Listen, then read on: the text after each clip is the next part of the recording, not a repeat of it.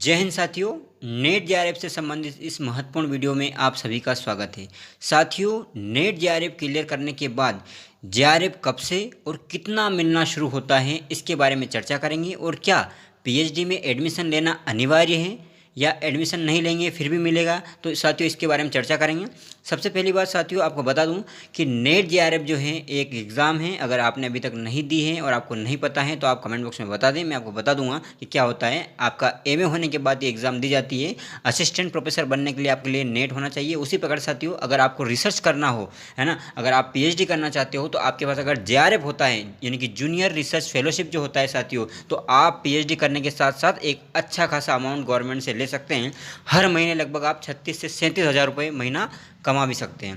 ठीक है साथियों, तो यहाँ पर मैं बताता हूँ आपको नेट जेआरएफ क्लियर करने के बाद जेआरएफ कब से और कितना मिलना शुरू होता है। ये बताने से पहले अगर आपको बता दूँ कि अगर अभी तक आपने हमारा यूट्यूब चैनल सब्सक्राइब नहीं किया हो तो जरूर कर लें, क्योंकि यहाँ पर आपको नेट जेआरएफ से संबंधित जितनी भी महत्वपूर्ण जानकारियाँ हैं या असिस्टेंट प्रोफेसर या पीएचडी संबंधित जो भी महत्वपूर्ण जानकारियाँ आपको यहाँ पर मिलती रहेगी। तो साथियों बात करते हैं कि जेआरएफ कब से और कितना मिलना शुरू होता है।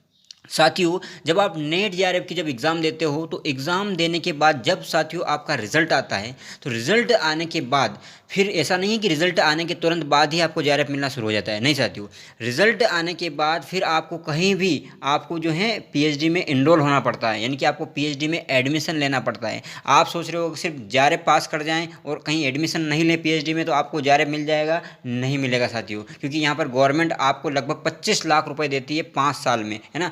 5 साल में गवर्नमेंट आपको 25 लाख के आसपास देती है। और आपको बता दूं कि यहाँ पर जो 31,000 जो रुपए हैं वो आपका मेन फेलोशिप है और लगभग 5,000 जो है आपका आता है वो आपका जो है एचआरए है, यानी कि आपको जो रहने के लिए जो आता है। और इसी के अलावा साथियों आप देखेंगे कि हर 3 महीने में जो आपका आकस्मिक जो व्यय है उसका 2,500 करके 3-3 महीने में आता है, यानी कि वो एक साल में आप देखेंगे 10,000 वो अलग से आता है।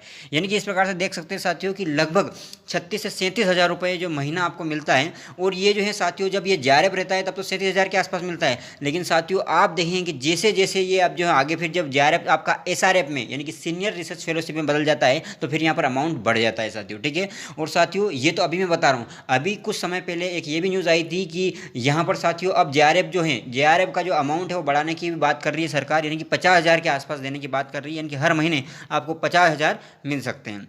ठीक है साथियों, तो ये तो बात हो गई कितने पैसे मिलते हैं और मिलते कब से हैं। तो साथियों आपको बता दूं कि जब आपका जेआरएफ क्लियर हो जाता है और जब आप पीएचडी में इनरोल हो जाते हो, यानी कि जब फिर आप क्या कर लेते हो कहीं पर पीएचडी में एडमिशन ले लेते हो। और एडमिशन लेने के लिए साथियों आपको उसलिए आपको बताया मैंने इसके लिए क्या क्या करना पड़ता है। एडमिशन लेने के लिए मैंने बताया आपको जिनका जेआरएफ है तो उनको एग्जाम देनी नहीं पड़ती, डायरेक्ट इंटरव्यू देना पड़ता है और उनका सिलेक्शन हो जाता है। और जिनका अगर नहीं है, जिनका नेट जेआरएफ नहीं है तो उनको एग्जाम देनी पड़ती है, उसके लिए एक प्रवेश परीक्षा होती है और उसके बाद फिर उनका पीएचडी में एडमिशन होता है। अब बात करते हैं साथियों यहाँ पर 2 चीज़ें हैं।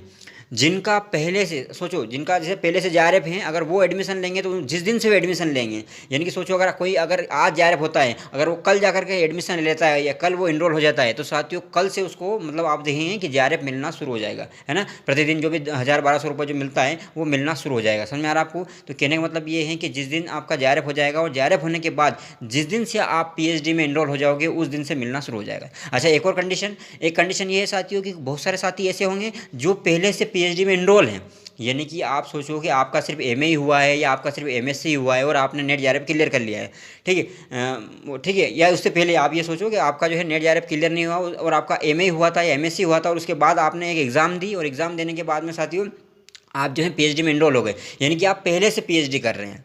अगर आप पहले से पीएचडी कर रहे हैं साथियों तो फिर ध्यान रखना साथियों, जिस दिन आप जेआरएफ निकाल लेते हो उस दिन से आपको फिर जेआरएफ मिलना शुरू हो जाएगा। समझ में आ रहा है आपको? निकाल लेने से मतलब ये जिस दिन आपका रिजल्ट आ जाएगा। 2 कंडीशन बता रहा हूँ, समझ में आ रहा है आपको? जिनका नेट जेआरएफ पहले से है तो वे क्या करेंगे, जब वे पीएचडी में इनरोल हो जाएंगे उस दिन से उनको मिलना शुरू हो जाएगा।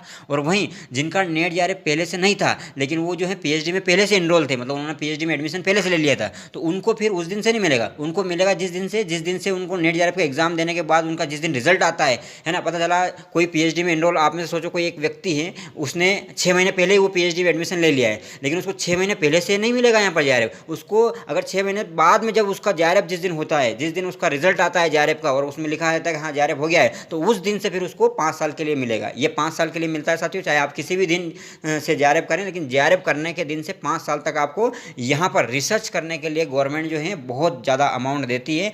ये किसी नौकरी से कम नहीं है साथियों, ठीक है। इसमें रहते हुए आप अन्य एग्जाम की भी आसानी से तैयारी कर सकते हो और बहुत ही अच्छी चीज़ है। और भी आपको नेट जेआरएफ से संबंधित महत्वपूर्ण अपडेट चाहिए या कुछ जानकारी चाहिए तो आप कमेंट बॉक्स में लिख देना, मैं आपको जानकारी उपलब्ध करवाने की पूरी कोशिश करूँगा, ठीक है साथियों। और अगर अभी तक आपने हमारा यूट्यूब चैनल सब्सक्राइब नहीं किया तो जरूर करें, क्योंकि नेट जेआरएफ से संबंधित महत्वपूर्ण न्यूज़ आपको मिलती रहेगी, ठीक है साथियों। जय हिंद, जय भारत।